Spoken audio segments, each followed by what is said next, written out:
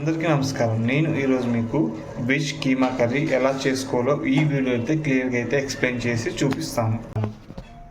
First అయితే pan పెట్టుకొని దానికి కీమా కర్రీ తగినంత ఆయిల్ అయితే వేసుకోండి. ఇప్పుడైతే దీంట్లో కొంచెం వెల్లుల్లి వేసుకోండి, బాగా నలిపిన వెల్లుల్లి.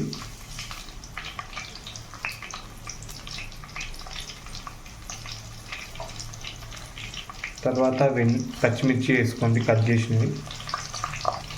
కొంచెం జీలకర్ర వేసుకోండి, కొంచెం సాజీర వేసుకోండి.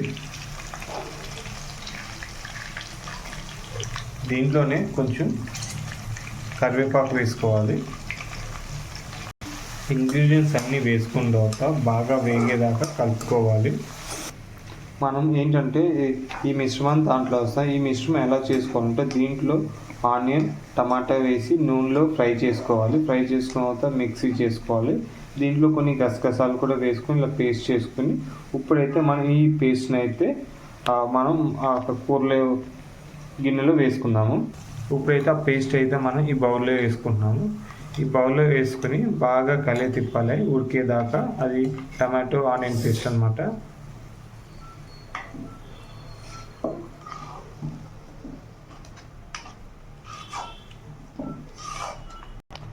ఇప్పుడైతే మనకి కర్రీ ఉడికిపోయింది. ఈ ఉడికిపోయిన కర్రీలో దీంట్లో ఈ సోయా గ్రాన్యూల్స్ వేసుకోవాలి. సోయా గ్రాన్యూల్స్ బయట అయితే మీకు దొరుకుతాయి, మీకు కావాల్సిన డిస్క్రిప్షన్లో లింక్ ఇస్తాను. ఈ సోయా గ్రాన్యూల్స్ ఏం చేయాలంటే కొన్ని వేడి నీళ్ళలో వేసి లైట్గా ఉడకబెట్టుకుని తర్వాత ఈ వాటర్ని స్క్వీజ్ చేసుకుని ఇలా ఆరబెట్టుకోవాలి. ఈ మిశ్రమాన్ని మనం ఇందాక చూపించిన విధంగా ఉడికిన తర్వాత దాంట్లో ఈ సోయా గ్రాన్యూల్స్ అలాగే మనకి బఠానీ కూడా వేసుకుంటాము. ఇప్పుడైతే మనం దీంట్లో కస్తూరి మెంతి అయితే వేసుకుంటున్నాము. ఇలా బాగా క్రష్ చేసుకుని నలిపి వేసుకుంటే కూరలో బాగా ఫ్లేవర్ అనేది దిగుతుంది. తర్వాత కస్తూరి మెంతి వేసుకున్న తర్వాత ఒకసారి తిప్పాలి.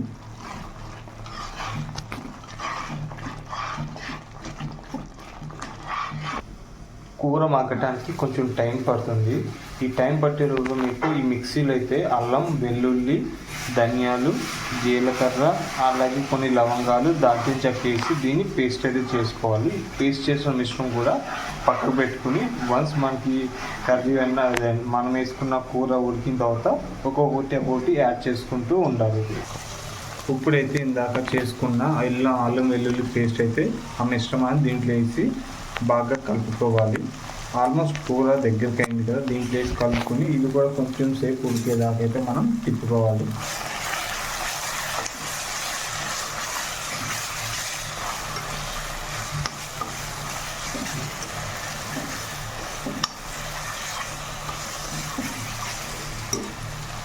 ఇప్పుడు మనం ఈ మిశ్రమంలో కొంచెం పసుపు, కొంచెం ఉప్పు,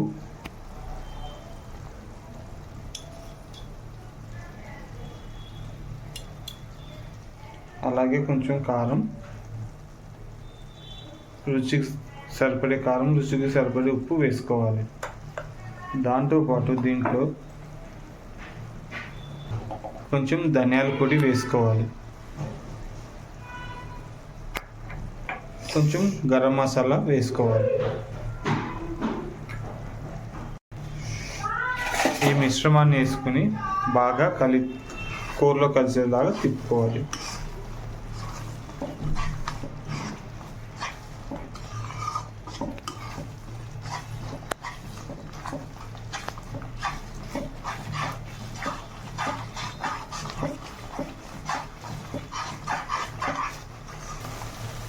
దీంట్లో మనం బఠానీలు వేసుకోవాలి.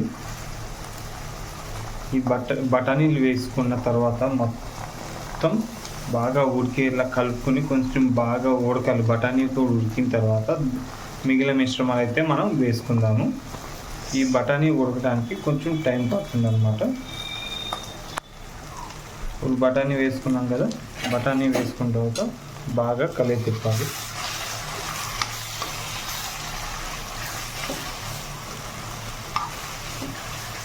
బఠానీ బాగా ఉడకాలి.